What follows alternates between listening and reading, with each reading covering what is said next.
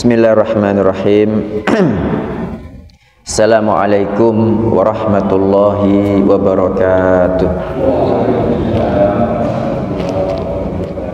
Alhamdulillahirabbil alamin. Wassalatu wassalamu ala imamil mursalin Nabiyyina Muhammadin wa ala alihi wa ashabihi ajma'in, amma ba'd. Subhanaka la ilma lana illa ma 'allamtana innaka antal alimul hakim. Allahumma anfa'na bima 'allamtana wa 'allimna ma yanfa'una warzuqna ilman yanfa'una. Allahumma la sahla illa ma ja'altahu sahla wa anta taj'alul hazna idza syi'ta sahla faj'al lana ya rabbana kulla syai'in sahlan muyassara. Allahumma inna na'udzu bika min ilmin la yanfa' wa min qalbin la yakhsha' wa min nafsin la tashba' wa min da'watin la yustajabu laha. Rabbi shrah li sadri wa yassir li amri wahlul 'uqdatam min lisani yafqahu qawli. Amin. Bapak-bapak, ibu-ibu dan saudara sekalian yang mudah-mudahan Allah Ta'ala senantiasa melimpahkan keberkahan, rahmat, barokah dan ridho serta ampunan kepada panjenengan semua. Malam hari ini kita melanjutkan kitab Bulughul Maram pada kitabul Janaiz. Al-Hafidh Ibnu Hajar Al-Asqalani rahimahullah berkata, wa an Abi Hurairah radhiyallahu anhu, dari Abu Hurairah radhiyallahu anhu, anin nabiyyi sallallahu alaihi wasallam qal, dari Nabi sallallahu alaihi wasallam bersabda, asri'u bil janazah, segerakan jenazah. Kenapa Nabi sallallahu alaihi wasallam memerintahkan kita menyegerakan jenazah, Bapak Ibu? Kata beliau, fa in taku solihatan, kalau jenazah itu jenazah yang soleh, fa khairun tuqaddimunaha ilai, maka hanya kebaikanlah yang kalian berikan kepadanya. Begitu.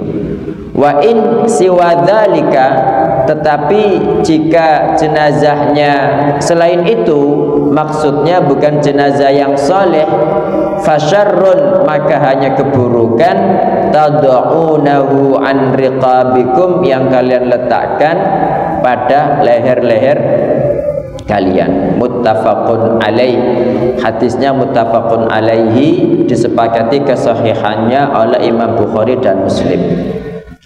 Jadi Bapak Ibu sekalian, ini perintah dari Nabi Shallallahu Alaihi Wasallam untuk menyegerakan jenazah. Jadi jenazah itu kalau tidak ada udzur ya segera diproses.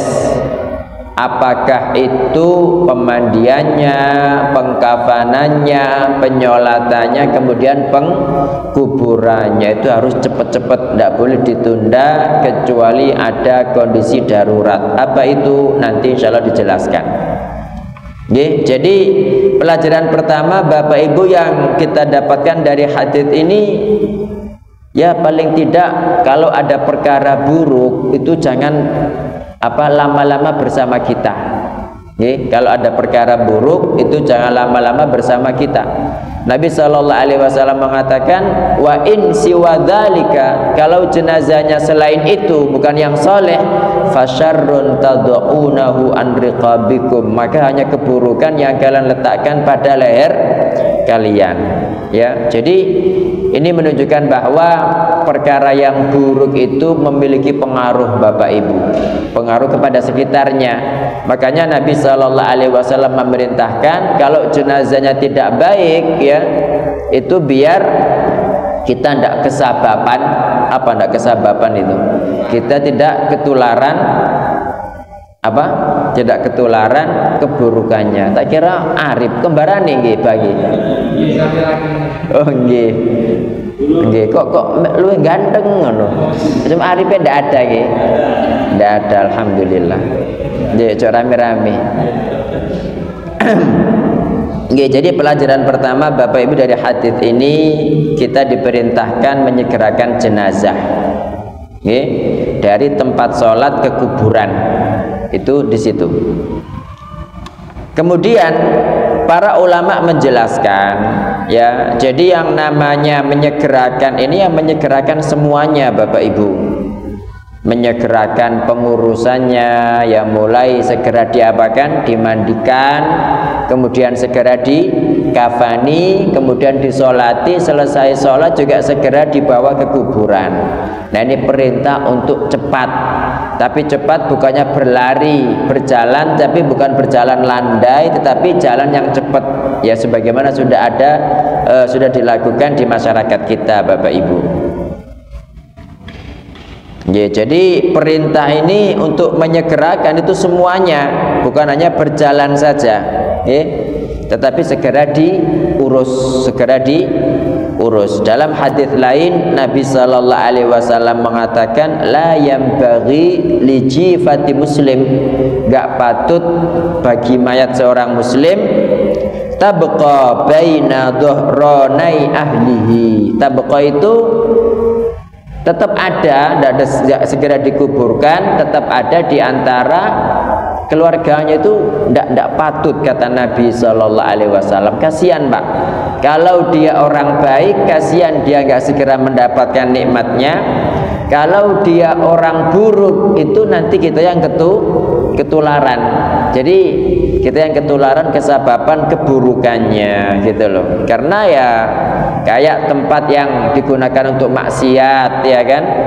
Nabi Shallallahu Alaihi Wasallam, Bapak Ibu, ketika beliau melewati Madain Sholih, panjenengan tahu Madain Sholih? Coba nanti browsing di Google ya. Madain Sholih pakai bahasa Arab, mim, dal, ya, alif, hamzah, ya, tapi hamzah yang ada yaknya, nun, spasi, sod, alif, lam, ha. Madain Sholih. Jadi Madain Sholih itu kotanya Nabi Sholih Pak, kaum Tsamud, kaum Ad itu kan ada di sebelah selatan kota Madinah kan. Itu Masya Allah, ya, Masya Allah. Rip, sihat ya? Oh iya, ada kembarannya lebih dulu datang. Nggih. Jadi Madain Sholih ini Bapak Ibu nanti jenengan browsing di Google ya, Madain Sholih gitu. Itu Masya Allah, itu gunung di Pahat Pak. Gunung di Pahat bagus gitu zaman itu, padahal itu gimana mahatnya, padahal gunung, ya. Makanya sampai Allah menyebutkan itu wa thamudal ladzina jabu sakhra bil wad dalam surat Al-Fajr.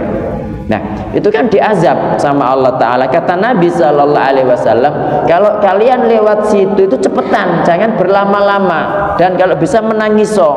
Kenapa? Biar tidak menimpa kalian apa yang menimpa mereka, gitu Pak. Nah, seperti itu pula tempat yang digunakan bermaksiat, ya. Kalau kita berada lama-lama di situ, ketika ada apa-apa kita juga akan ketularan. Sama seperti di sini. Nah, kan ada beberapa tradisi, ya, kaum muslimin, tapi bukan dari Islam Pak. Kadang-kadang sudah terlanjur meninggal, ini mau akad nikah gitu kan, itu nggak segera dikuburkan, berada di peti begitu, katanya ikut mengikuti perayaan walimah. Ini sama sekali tidak benar, okay? Bukan perkara yang merupakan darurat Bapak Ibu. Jadi tidak boleh. Kasihan kalau dia orang baik, biar dia segera mendapatkan nikmat yang disiapkan Allah untuknya. Tapi kalau dia bukan orang yang baik, itu biar kita tidak kesababan keburukannya gitu. Okay? Ini selama ketika mengakhirkan itu tidak ada maslahat Pak. Tetapi kalau ada maslahat, misalkan perkara darurat, misalkan itu kecelakaan, perlu diotopsi misalnya, atau mungkin dia korban penganiayaan, ya kan perlu divisum segala macam. Nah, kalau begitu ini termasuk perkara darurat yang membolehkan untuk ditunda kepengurusannya. Apalagi zaman sekarang kan ada kulkas nih, freezer untuk jenazah itu kan, sehingga insya Allah tidak segera rusak tubuhnya itu. Kemudian Bapak Ibu sekalian yang dirahmati Allah Ta'ala, hadis ini juga menjelaskan tentang apa? Tentang penetapan adanya balasan di akhirat, ya, tentang al-jaza.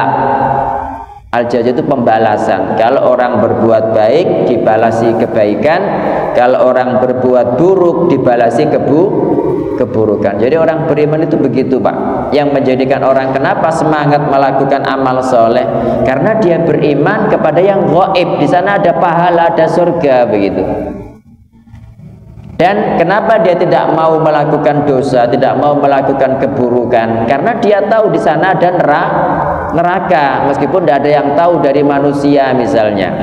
Makanya sifat orang bertakwa yang disebutkan Allah Ta'ala dalam surat Al-Baqarah yang pertama, hudan dzalikal kitabu la raiba fi hudan lil muttaqin. Siapa al-muttaqin? Pertama kali kata Allah, alladzina yu'minuna bil ghaib, yaitu orang-orang yang mengimani perkara gaib, mengimani adanya pembalasan, mengimani adanya kiamat, mengimani ada surga dan neraka.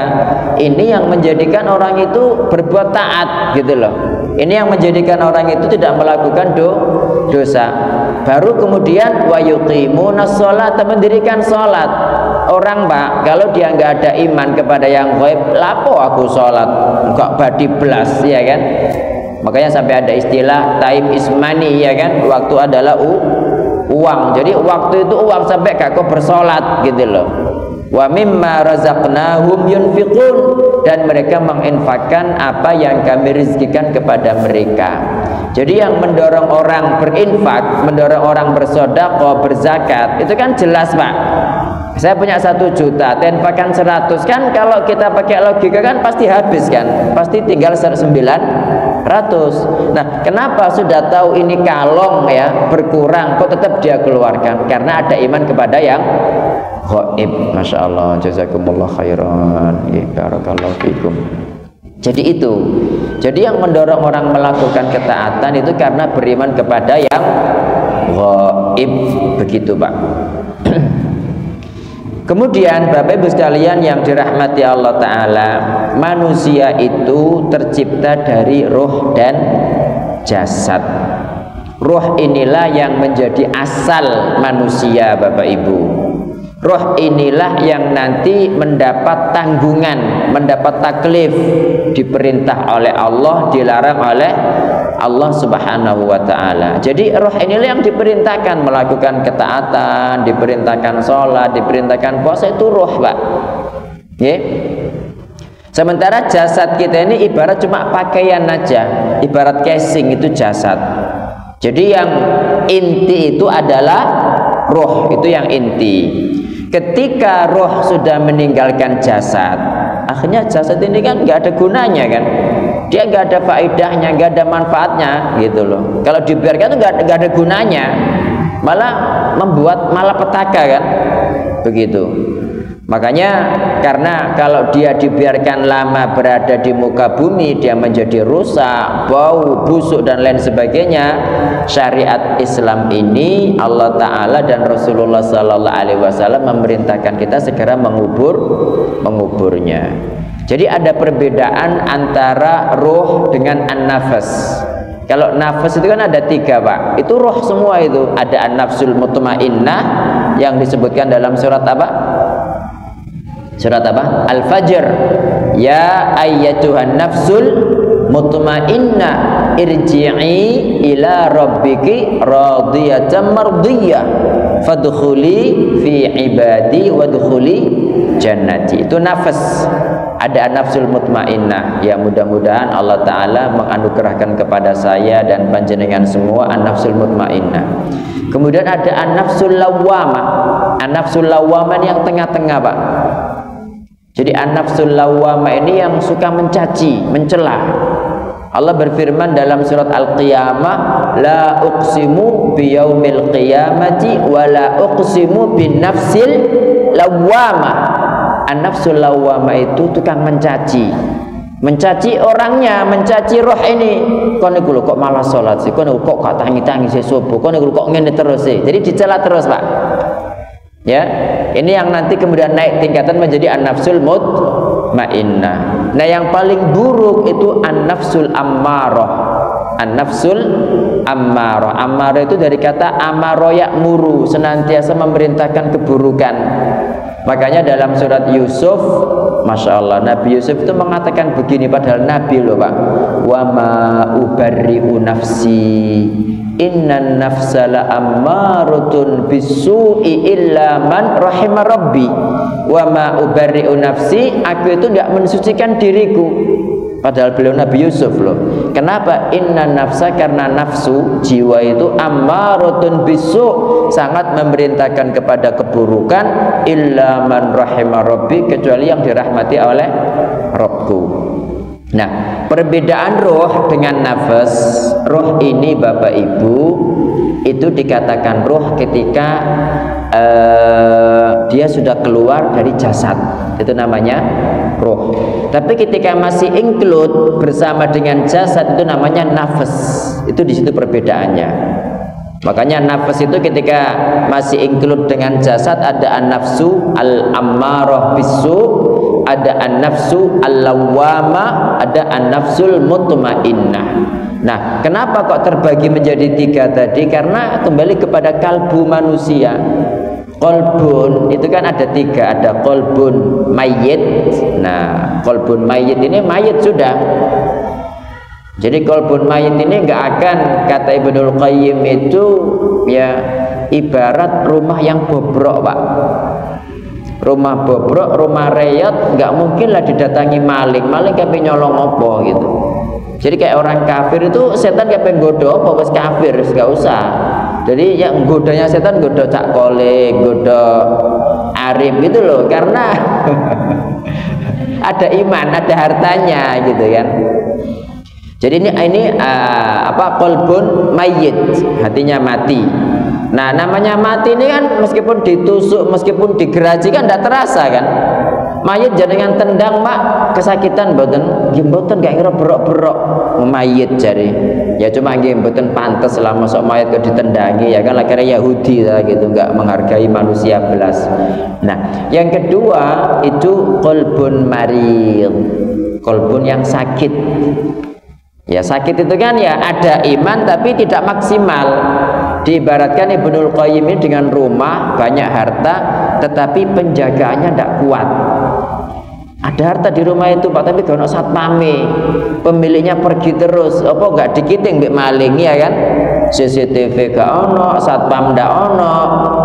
Ya maling itu ya setan itu mencari yang ini gitu. Jadi ada hartanya tetapi penjagaannya tidak kuat. Cuma kalau dia dikasih ilmu, tambah iman kan jadi mencaci tadi itu. Kau niku lho kok gak gelem ngaji sih, kamu itu lho kok sholatnya telat terus sih, kamu itu lho kok gak pernah sholat sunnah sih, sholat wajib dok, misalkan begitu. Jadi mencaci terus Pak. Kalau dia diisi iman, di ngajeni, akhirnya naik ke an-nafsul mutmainnah, menjadi qalbun salim. Qalbun apa? Salim. Nah, ini kembali kepada pembahasan roh tadi itu. Jadi bedanya antara roh dengan an-nafas, kalau roh itu sudah keluar dari jasad, sementara an-nafas yang terbagi menjadi tiga tadi ketika masih include di dalam jasad. Roh ini Bapak Ibu diciptakan untuk hidup. Jadi yang namanya roh ini abadi Pak. Jika dikatakan roh itu mati, itu berarti berpisahnya roh dengan jasad itu mati sudah. Tetapi dia nggak pernah kemudian mati, enggak. Dia diciptakan untuk abadi, itu namanya roh. Nah, nanti setelah mati ini tempat kembalinya roh pun berbeda-beda tergantung kepada orangnya. Kalau nabi, wah itu mereka sudah di surga Pak. Para nabi itu, para syuhada itu mereka diserupakan rohnya dalam wujud apa?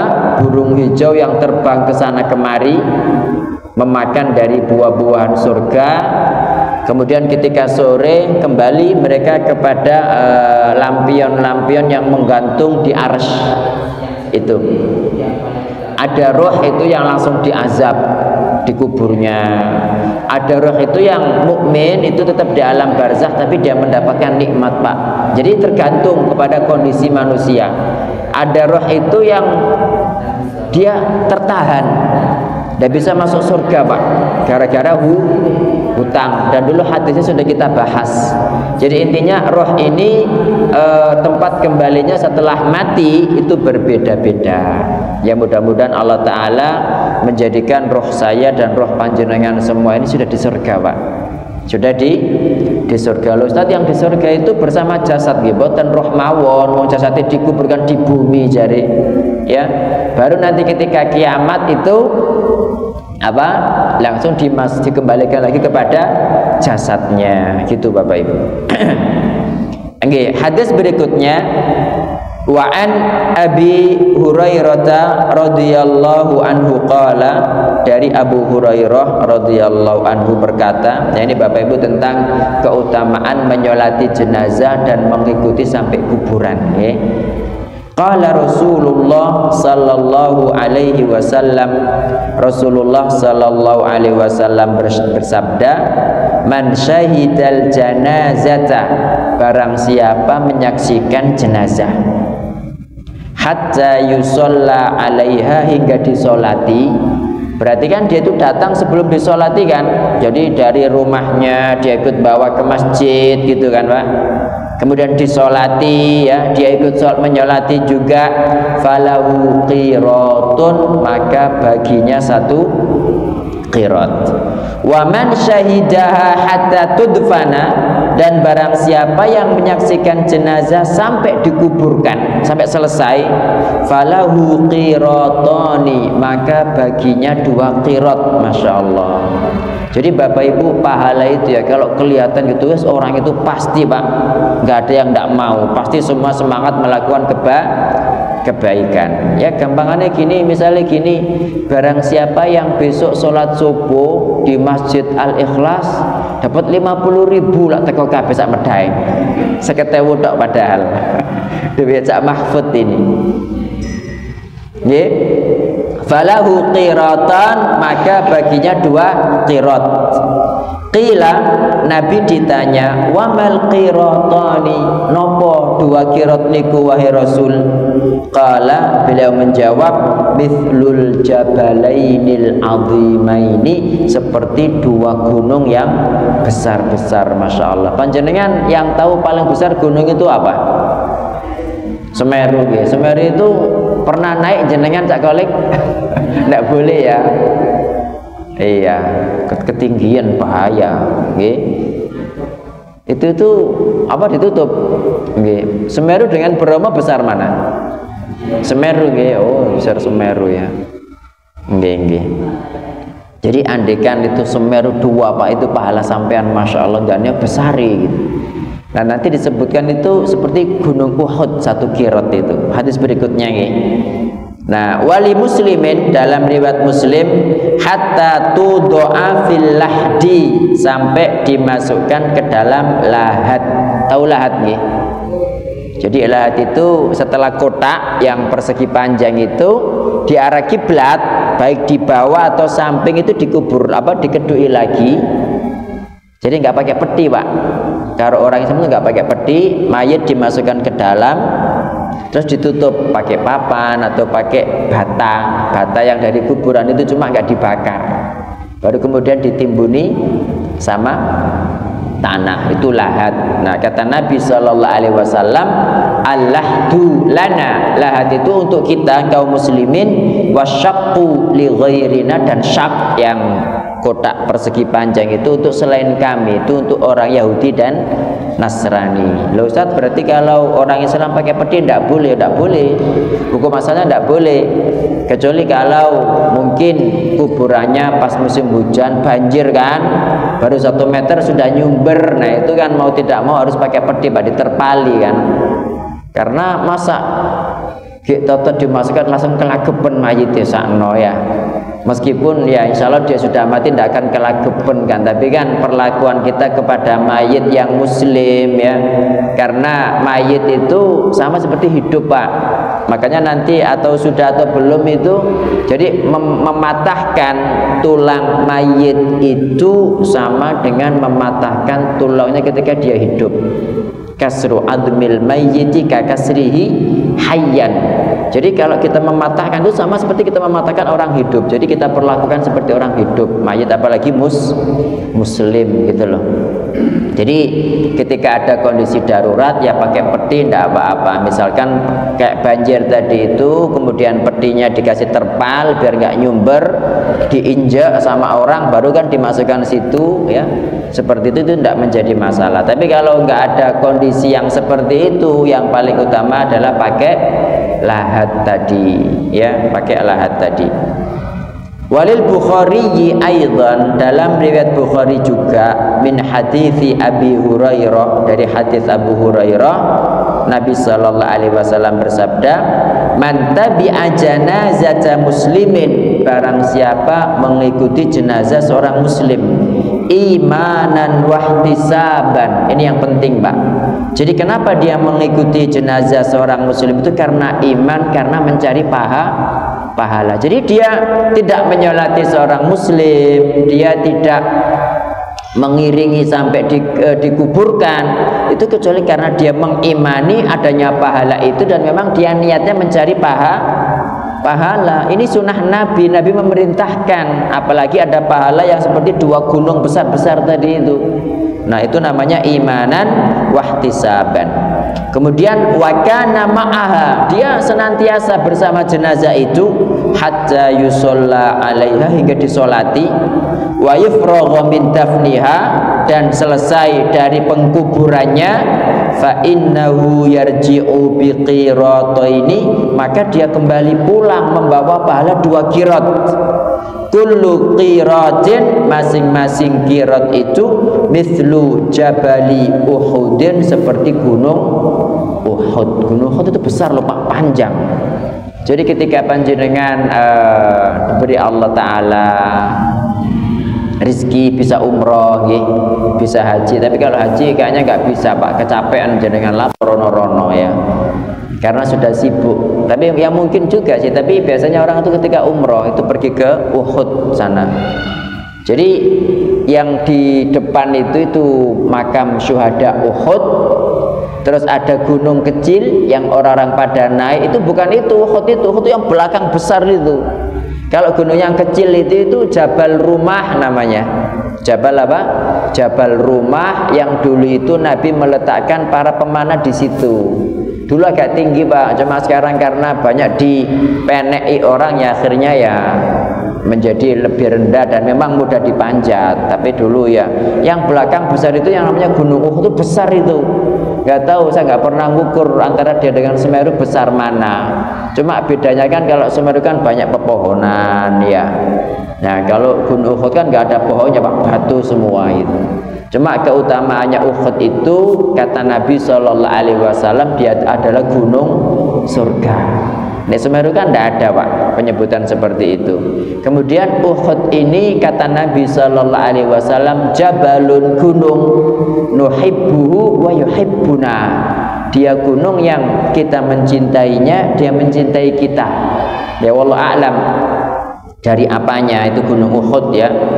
Ya jadi ini pahala yang diberikan Allah Ta'ala kepada orang yang apa? Menyolati jenazah kemudian mengiringi sampai di kuburan sampai selesai. Masya Allah, ini pahala yang sangat besar Bapak Ibu, meskipun kifayah nih, fardu kifayah. Jangan kemudian wah fardu kifayah wae kok gitu. Akhirnya nanti ketika panjenengan yang meninggal sing nyolati mek telu. Mana yang lain oh fardu kifayah wae kok apa tak salati wis disolati mbek arif cukup. Ngoten kan? Nah, itu tapi kalau kita kan melihat bahwa di sana ada pahala. Jadi hadis ini Bapak Ibu diriwayatkan oleh 12 orang sahabat. Kan tadi kan diriwayatkan oleh Abu Hurairah kan. Nah, Abdullah bin Umar ini termasuk ulama sahabat, termasuk sahabat-sahabat yang ilmunya itu banyak Pak. apal hadisnya itu banyak, tapi subhanallah hadis ini dia tidak pernah mendengar gitu loh. Itu menunjukkan bahwa ya tidak ada seorang pun yang maksum kecuali Rasulullah Sallallahu Alaihi Wasallam. Jadi jangan dikira mosok kiai gak ngerti, mosok ustaz gak boleh. Tidak ada yang maksum Pak, yang maksum cuma Rasulullah Sallallahu Alaihi Wasallam. Bukannya ada ustaz, bukannya kiai bos ngerti sembarang kalir, ya enggak juga gitu loh. Ya ini Abdullah bin Umar itu tidak ngerti Pak. Ketika Abu Hurairah menyampaikan hadis yang barusan kita baca ini, dia kan nggak pernah mendengar. Dia cross check kepada Aisyah Ummul Mukminin, istri Nabi Sallallahu Alaihi Wasallam. Benar enggak Nabi mengatakan itu? Aisyah mengatakan benar, Nabi Sallallahu Alaihi Wasallam mengatakan demikian. Apa komentar Abdullah bin Umar? Wallahi laqad farratna fi qarari katsirah. Artinya apa Pak? Ya Allah demi Allah kita telah menyia-nyiakan, kita telah meluputkan berkirot-kirot yang sangat banyak gitu. Jadi itu pentingnya ilmu Bapak Ibu. Nggih. Orang kan ketika punya ilmunya kan akhirnya dia menghadiri sholat jenazah ya kan. Tapi orang ya bukan berarti orang yang punya ilmu itu dia pasti mengamalkan kan. Panjenengan kan tahu keutamaan sholat duha misalnya. Tapi apa tiap hari sholat duha lah enggak sih? Kayak keutamaan sholat 12 rakaat rawatib, yang barang siapa sholat 12 rakaat tatawwu bukan fardu, kata Nabi Sallallahu Alaihi Wasallam, Allah membangun baginya satu rumah di surga ya kan. Kita kan sudah tahu hadisnya, apa setiap hari kita melakukan itu kan belum tentu gitu loh. Tapi maksudnya begini, orang ketika punya ilmunya itu ada kemungkinan mengamalkan. Tapi kalau nggak pernah ngerti ilmunya, piye mau mengamalkan ilmunya ndak weruh gitu loh. Makanya Abdullah bin Umar mengatakan, wallahi demi Allah, laqad farratna fi qarari katsira. Itu karena dia ketika punya ilmu pasti dia amalkan.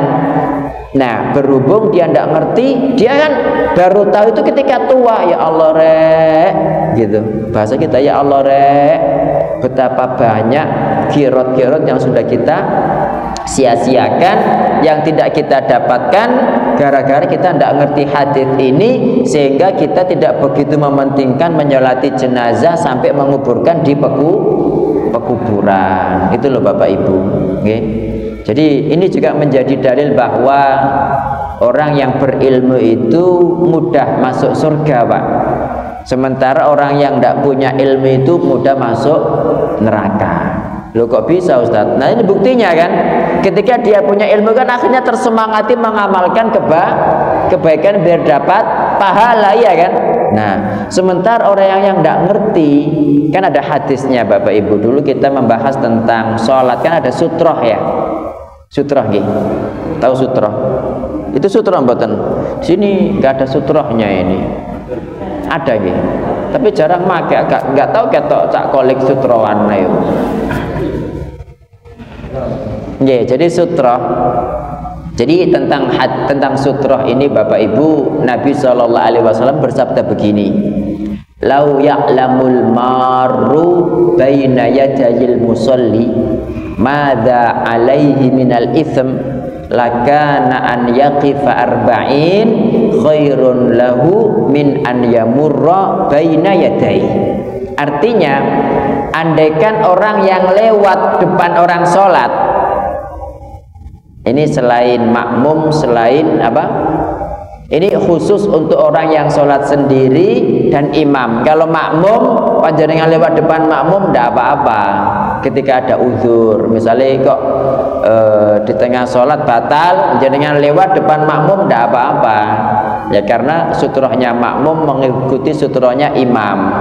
Nah yang tidak boleh itu lewat depan imam, lewat depan orang yang sholat sendirian. Kata Nabi Sallallahu Alaihi Wasallam, andaikan orang yang lewat depan orang sholat ngerti dosa yang akan dia dapatkan, pasti dia menunggu 40 lebih baik daripada lewat depan orang sholat. 40 apa? Itu dalam riwayat Al-Bazar 40 tahun Pak. Jadi kalau dia menunggu 40 tahun itu lebih baik daripada melewati orang sholat gitu loh. Ya kadang kita nunggu 40 menit kan lama Pak, hampir 1 jam ya. Tapi orang tuh nggak sabaran Pak. Jenengan ya ini kan membuktikan bahwa saking banyaknya kejadian seperti itu, ada ndak di antara panjenengan yang ndak pernah melihat orang melewati orang sholat? Lah ndak ada kan, semuanya pasti melihat kan, bu Jumatan, bu opo gitu. Ya karena memang banyaknya orang yang nggak apa ya. Dan ini loh Pak, maksudnya ketika ndak ngerti itu kemungkinan melakukan dosa jauh lebih besar, sehingga masuk neraka juga lebih banyak gitu kemungkinannya gitu. Makanya orang itu diperintahkan untuk belanja apa? Untuk belajar, untuk thalabul ilmi gitu. Oke. Kemudian tadi ada kata imanan wahtisaban ya. Ini yang harus kita ingat-ingat terus Pak. Panjenengan mau sholat berjamaah, mau sholat subuh, mau bangun sholat malam, itu ingat-ingatlah pahalanya. Ingat-ingat ya Allah, sepertiga malam Allah lagi turun ini manggil saya, siapa yang berdoa tak kabulkan, siapa yang minta tak kasih gitu kan, siapa yang beristighfar tak ampuni. Nah itu kita ingat-ingat biar kita semangat. Bukan pasti Allah rek kadisen niki adem-adem bediding. Wah ya ndak, ya pakai air hangat lah, ndak apa-apa sih. Ini mau sikat gigi ya pakai air hangat biar ndak kemerotok untunya, lama tenang. Nggih, ndak apa-apa. Jadi kita ingat itu seperti tadi imanan wahtisaban, karena iman adanya pahala itu dan memang berniat mencari pahala sebagaimana disabdakan Rasulullah sallallahu alaihi wasallam. Gitu Pak, diniatkan juga ini saudara gorek tak domakno, ini terakhir ini kan memberikan syafaat kan gitu kan. Jadi ketika sholat Mas sudah hafal doanya? Setelah takbir ketiga baca apa? Allahumma ighfir lahu warhamhu kan. Setelah takbir keempat baca apa? Allahumma ighfir li hayyina wa mayyitina. Iya gitu Rib sihat. Iya. Bapak Ibu sekalian yang dirahmati Allah Ta'ala, sekiranya, ini kata Syekhul Islam Ibnu Taimiyah, sekiranya mayit ini bukan termasuk orang yang patut untuk diiringi.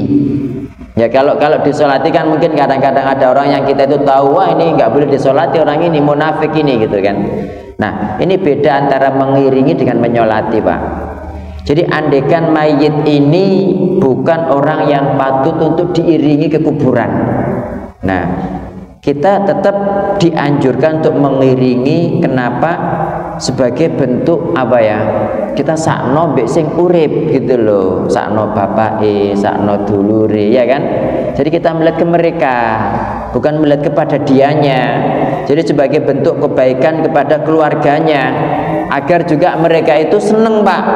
Coba bayangkan misalnya panjenengan kepaten terus kono sing nyolati Pak, kono sing nang kuburan, apa enggak sedih ya kan.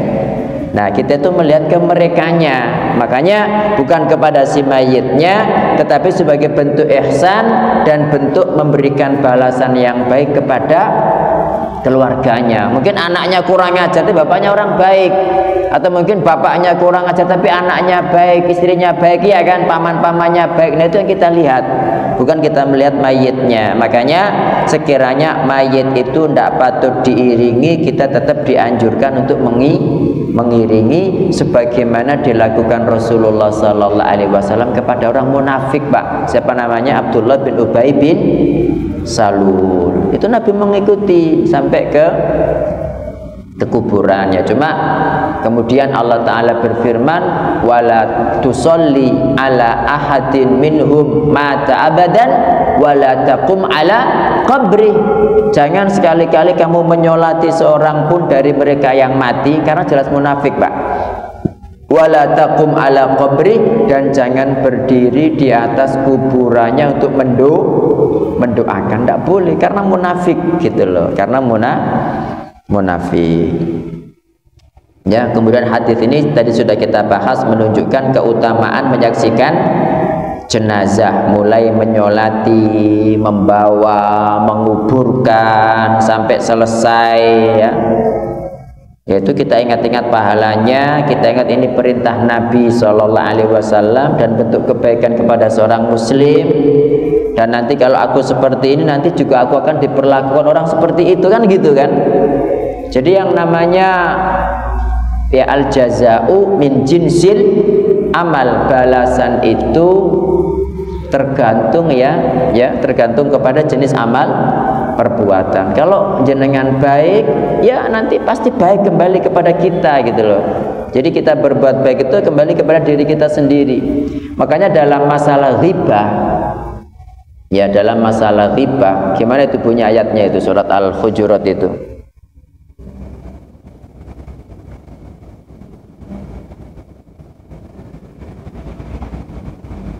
Wala yaghtab ba'dukum ba'dan ayuhibbu ahadukum an ya'kula lahma akhihi maitan fakarihtumuh. Oh enggak, bukan itu. Ada ayat lain saya lupa. Intinya kalau kita berbuat sesuatu itu sama dengan berbuat kepada diri kita sendiri. Cuma bukan ayat ini, saya lupa Bapak Ibu ngapunten.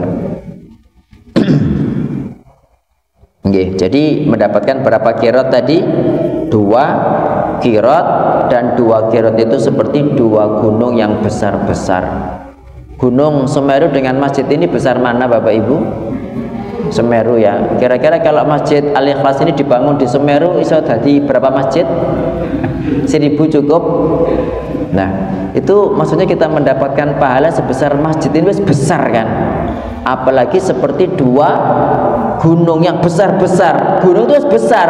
Nabi malah menyebutkan seperti 2 gunung yang azimah ini besar-besar, Masya Allah Bapak Ibu. Jadi orang beriman itu tidak akan menyia-nyiakan pahala seperti ini Pak. Nggih?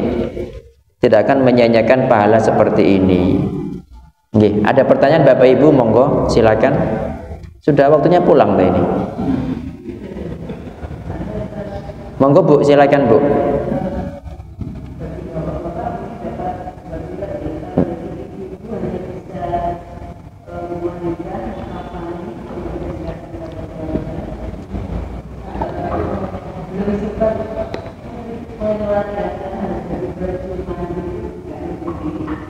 Nggih.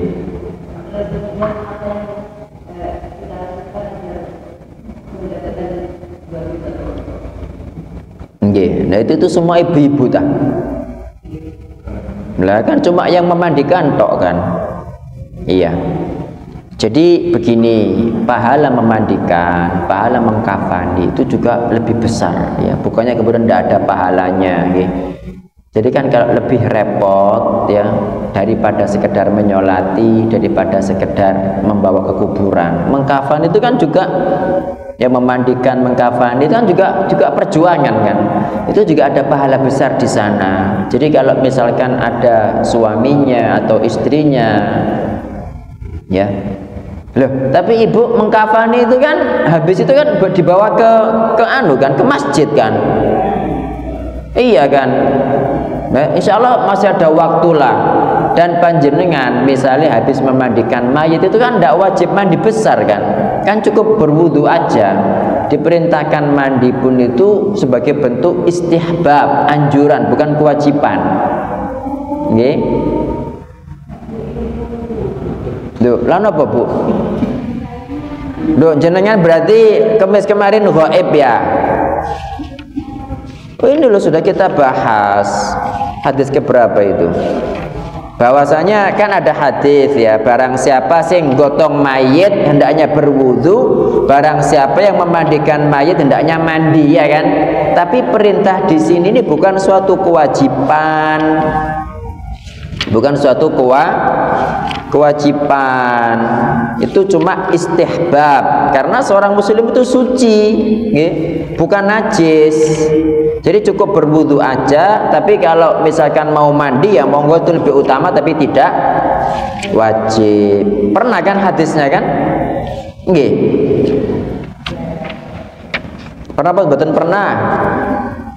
Perasaan saya sudah pernah. Hadis yang mana ini? Hadis keberapa? Nggih, jadi jenengan ndak pakai mandi, ndak najis mayit itu. Ya kecuali kalau ngapunten bebas melurut perutnya terus telpok-telpok jatuh kena baju kita misalnya nyitat itu kan najis. Tapi insya Allah ndak lah, wong itu sudah ada tempatnya sendiri kok. Iya.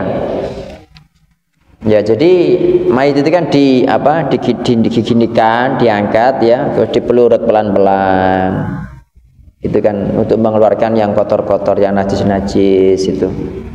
Tapi insya Allah itu kan sudah ada tempat jatuhnya sendiri kan. Nggih, bagi kan sudah ada kan.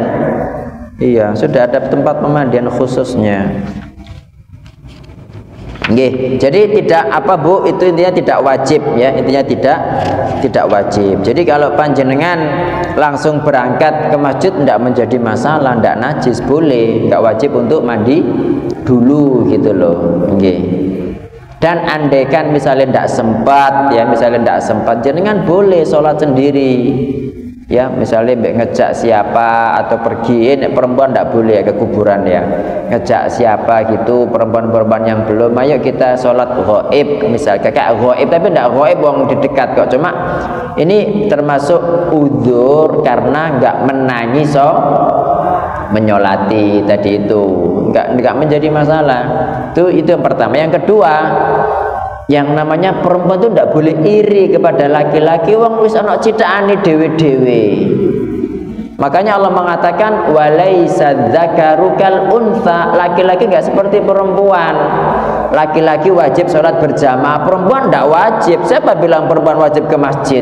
Justru yang paling baik itu dia sholat di rumah, bahkan di tempat yang paling gelap, paling tersembunyi di dalam rumahnya.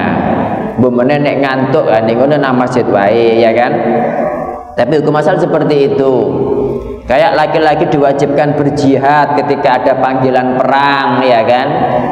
Nah, itu perempuan tidak wajib berjihad gitu loh. Kalau jihadnya itu fardu kifayah. Tapi kalau jihadnya itu fardu ain ya laki perempuan semuanya wajib berperang. Anak kecil, orang tua ya, yang nggak wajib ya orang yang meninggal tok itu kan ya. Itu ketika jihad adalah fardu ain. Jadi memang ada sendiri-sendiri. Perempuan ada pahala sendiri, laki-laki ada pahala sendiri. Dan rata-rata seperti ini tadi itu adalah untuk laki-laki.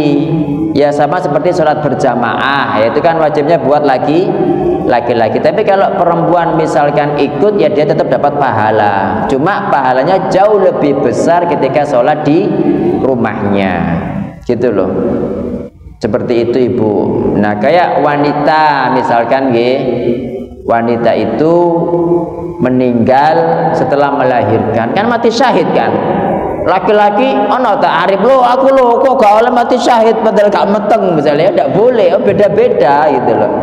Jadi laki-laki dan perempuan itu beda-beda, jadi tidak usah iri. Misalnya lo aku lah nggak dapat 2 kirot, nah jenengan tadi itu ada pahala sendiri yang dibalik itu gitu loh, insya Allah. Nggih, mekaten. Ada lagi Bapak Ibu? Monggo, Pak. Nggih.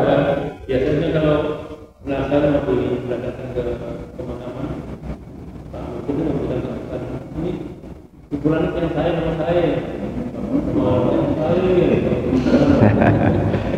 Iya, jadi beliau bertanya biasanya sebelum diberangkatkan Pak Mudun itu bilang ini tiang saya nama mboten saya. Nah ini benar apa enggak? Maksudnya apakah dulu Nabi SAW juga melakukan yang demikian? Jawabannya tidak. Satu. Yang kedua, itu juga tidak perlu dilakukan, karena dalam kondisi seperti itu jelas semua orang bilang saya nggak mungkin awon, nggak mungkin begitu ya kan. Sakno nang keluarga juga kan ya. Nah, cuma pernah ada hadis, itu bukan pernah ada hadis sahih. Nabi bersama para sahabat kemudian datang jenazah lewat. Ya, jenazah lewat itu orang-orang bilang, oh ini orang baik, ini orang baik, gitu. Terus ketika orang-orang bilang demikian, Nabi SAW menjawab wajabat. Wajabat itu pasti, wajib gitu kan. Terus ada jenazah lagi lewat, para sahabat bilang, wah ini bukan orang baik ini gitu. Nabi bilang wajabat gitu loh. Tapi ini bukan di situasi mau diberangkatkan, ini jenazah lewat gitu loh. Terus Umar bertanya, Nabi, kenapa kok panjenengan ketika ada jenazah pertama bilang wajabat, ketika ada jenazah kedua bilang wajabat, gitu kan? Nabi SAW menjelaskan bahwa antum syuhadaullahi ala ardih. Kalian itu adalah saksi-saksi Allah di atas buminya. Maksudnya, kalau ada jenazah lewat dan semua orang tuh menyaksikan ini orang baik ini, nggak pernah menyakiti siapapun, nggak pernah, pokoknya orang baik lah. Ya maksudnya begini Pak, orang itu kan dikatakan baik itu kan ketika keburukannya bisa dihitung kan. Kalau dikatakan baik berarti nggak pernah salah, kayak malaikat kan nggak mungkin ya, nggak ada yang maksum kecuali Rasulullah Sallallahu Alaihi Wasallam. Tapi cukuplah orang itu dikatakan baik ketika punya keburukan dan bisa dihitung. Kalau panjenengan pengin semua orang itu gak ono eleke blas, ya sampai iso ngono pun ndak, gitu loh dulu ya kan. Ya nggak mungkin bisa. Api-api orang pasti ada keburukan, tidak mungkin. Tapi cukuplah orang itu dikatakan baik ketika bisa dihitung keburukannya. Dan Allah Ta'ala kan mengatakan faman thaqulat mawazinuhu fahuwa fi 'ishatin radiyah. Ya memang ada penghuni surga itu yang 100% apik tok gitu. Tapi untuk masuk surga itu kan ketika 51 Bapak Ibu itu kan sudah surga kan. 51 B49 berat mana? Ya berat 51. Jadi lebih berat timbangan kebaikannya, maka dia di surga. Beda lagi kalau mek 30 misalnya apike, ya itu beda lagi. Itu mungkin mampir dulu nanti. Dan bahkan kalau 50-50 Bapak Ibu, 50-50 itu kan ashabul a'raf kan. 50-50 itu ashabul a'raf. Ada dalam surat Al-A'raf itu. Allah Ta'ala berfirman wa 'alal a'rafi rijalun, ya kan? Di atas a'raf itu ada orang-orang ya'rifunahum bisimahum, yang mengenali mereka dengan sifat-sifatnya. Nah, jadi penghuni a'raf ini orang-orang yang 50 kebaikan, 50 keburukan. Ada pendapat seperti itu, Pak. Ada pendapat yang mengatakan penghuni a'raf itu orang yang mereka itu mati syahid, tapi berangkat perangnya itu tidak diizini orang tuanya, sehingga durhaka kepada orang tua menghalangi mereka masuk surga, tapi pahala mati syahid menghalangi mereka masuk neraka. Nah terus apa keputusan Allah terhadap ashabul a'raf ini yang di atas dinding antara surga neraka paling tinggi itu? Itu mereka nggak ada riwayat mereka itu masuk neraka, nggak ada. Cuma mereka itu pengen nang masuk surga, cuma belum bisa masuk. Tapi mereka di Araf, bukan di neraka, bukan di surga. Dan Araf itu bukan tempat azab, bukan gitu loh. Ya mungkin ya sama seperti Arif mau mendaftar PNS gitu kan, harus keterima tapi kok gak dipanggil-panggil, terus keterima gitu kan. Nah, mungkin seperti itu. Iya. Jadi gitu Pak. Nggih. Insyaallah demikian, wallahu taala alam. Gitu Pak. Jadi kalau pertanyaan begitu tuh enggak perlu. Ya cuma gini aja, mudahnya itu mestinya apa? Mau dimaafkan kesalahan si mayit ya, karena dia sudah meninggalkan apa? Meninggalkan kita semua. Dan barang siapa yang memaafkan kan nanti juga dimaafkan sama Allah Ta'ala. Satu. Yang kedua, kalau mendoakan maka berdoalah untuknya dengan ikhlas ya. Fa akhlisu lahu ad-du'a. Hadisnya sudah ada atau belum nih? Ya, intinya kita diperintahkan untuk ikhlas ketika mendoakan mayit. Yang ketiga, kalau ada urusan utang piutang atau apa ya, segera menghubungi si ahli warisnya, gitu aja gitu. Nggak pakai ini saya nomor beton saya, nggak pernah ada orang bilang awon ya basa-basi semua waktu itu ya, gak mentol rek wis mati dibilang awon ya kan, nggak begitu itu. Oke. Jadi sing salah sing nakoi bah, karena Nabi nggak pernah mengatakan demikian. Cuma ya ada hadis tadi loh, itu aja. Kalau misalkan orang itu ngomong, ya Allah iki biyen wong apik rek ngene gitu. Bahkan ada hadis Pak yang mengatakan andaikan tetangga, 3 orang aja tetangga itu nyekseni ini orang baik, itu dia ahli swarga gitu kan. Karena sama-sama bertetangga, namanya tetangga itu kan ada yang uripe sak wenake dhewe ya kan. Ada yang buat beragalan suwi sampai makan tempat di jalan, orang kesusahan lewati ya kan. Ada yang buat sampah sembarangan, malah ada tetangga itu buat sampah nang tonggoe Pak. Ada tetangga itu yang senengane obong-obong, nggak peduli mbok tonggoe iku lagi jemur baju mbok apa. Ada tetangga itu yang seneng belayar mbok mobil, mbok motor, ya, grong dong dong dong dong dong dong dong dong dong dong dong gitu. Jadi bukan sekali 2 kali gitu loh. Masa nyervis kayak bendino gitu kan. Kemudian ada tetangga itu juga yang dia tuh suka nyetel dangdut Pak, karaokean. Gak mari-mari sampai dalu gitu loh. Gitu kan. Nah, kalau misalkan sampai beberapa rumah semuanya nyekseni, oh ini orangnya nggak cerewet, ini orangnya begini, oh orangnya gak isowan, kan begitu kan Bapak Ibu gitu tetangga itu kan. Itu tetangga itu makanya kata Nabi Sallallahu Alaihi Wasallam, antum syuhadaullahi ala ardi, kalian itu adalah saksi-saksi Allah di atas buminya. Yang mudah-mudahan Allah Ta'ala Bapak Ibu menjadikan saya dan panjenengan semua orang-orang yang tidak dipersaksikan kecuali yang baik-baik saja. Insya Allah begitu. Oke, hadis berikutnya wa an Salimin, dilanjutkan apa diteruskan? Oh, diteruskan. Wa an Salimin, tinggal 1 ini tok nggih, enggak 2 kok. Dari Salim an abihi, dari ayahnya radhiyallahu anhuma, jadi keduanya adalah sahabat.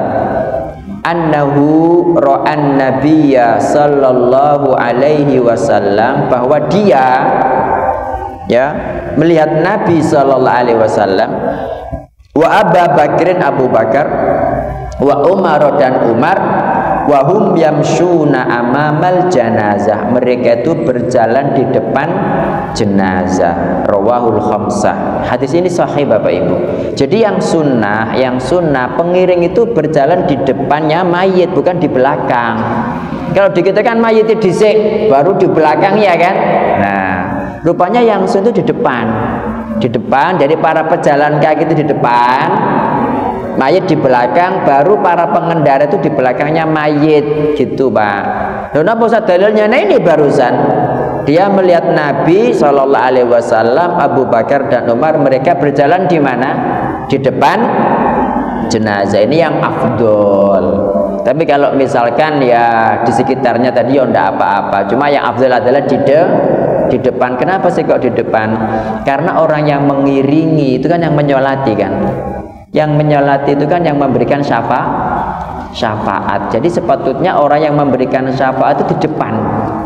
Di depan. Misalnya begini, ada orang namanya Arif gitu kan, ada bos namanya Aba Maksum. Wah, Arif ini pengen masuk ke perusahaan beliau, iya kan, ke perusahaan beliau, tapi nggak ada channel gitu loh, lewat saya. Berarti kan saya memberikan syafaat untuk Arif kan otomatis yang disyafaati itu di mana? Masuk di sian teko dhewe kan enggak kan, dia di belakang, saya dulu yang maju, kayak begitu. Makanya para pejalan kaki tadi termasuk Nabi, Abu Bakar dan Umar, karena mereka yang memberikan syafaat buat jenazah, mereka berjalan di mana?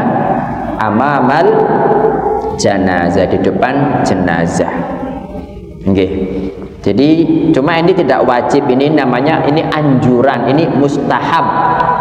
Ini mustahab. Mustahab itu apa sih? Sunnah, lebih banyak pahala. Kita lupa siapa sih nggak kepingin pahala, ya kan?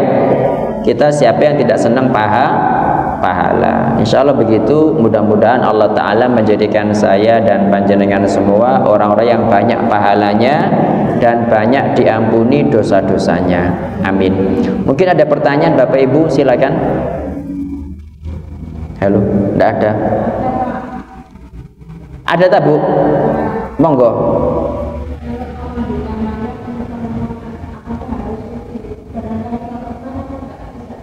Gimana Bu? Tolong diulang.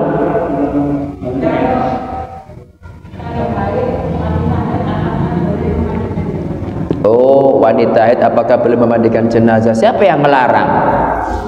Ada tak dalil bahwa wanita haid gak boleh memandikan gitu? Tidak ada, tidak menjadi masalah, boleh-boleh aja. Ya, tidak menjadi masalah. Baru kalau jenengan nyolati jenazah itu tidak boleh. Memandikan tidak menjadi masalah, ya. Jadi tidak menjadi masalah memandikan. Ya. Ya, insya Allah begitu. Ada lagi Bapak Ibu? Monggo.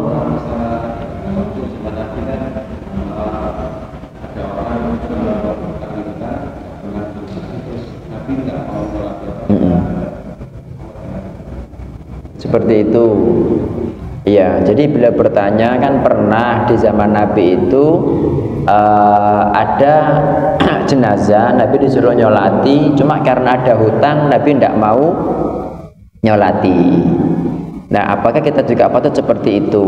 Enggak. Jadi hal semacam itu khusus para ulama, khusus para pemimpin saja. Ya, biar memberi efek jerah kepada masyarakat, biar enggak sembarangan ngutang gitu loh Bapak Ibu. Tapi untuk yang lainnya monggo tetap menyolati. Ya sama seperti kayak orang yang bunuh diri, ya kan?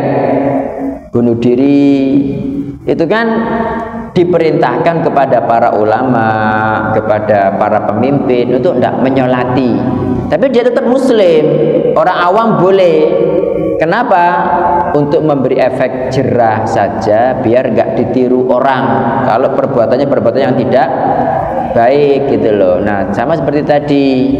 Nah kalau misalkan panjenengan misalnya di sini sebagai ulamanya Medaeng misalkan daerah sini, terus ada jenazah yang dia punya hutang, nah jenengan tidak apa-apa, tidak menyolati sampai ada yang sampai dilunasi hutangnya, bu dilunasi keluargai, bu disolati orang, dilunasi orang lain gitu. Tapi kalau misalkan dia tidak mau nyolati, ya tetap disolati orang lain, tidak menjadi masalah gitu loh. Cuma ya kita kalau punya hutang ya berhati-hati, yang punya hutang segera dilunasi. Insya Allah begitu. Terima kasih Bapak Ibu atas perhatiannya, kurang lebihnya saya mohon maaf. Saya akhiri, subhanakallahumma wa bihamdika asyhadu an la ilaha illa anta astaghfiruka wa atubu ilaik. Wassalamualaikum warahmatullahi wabarakatuh.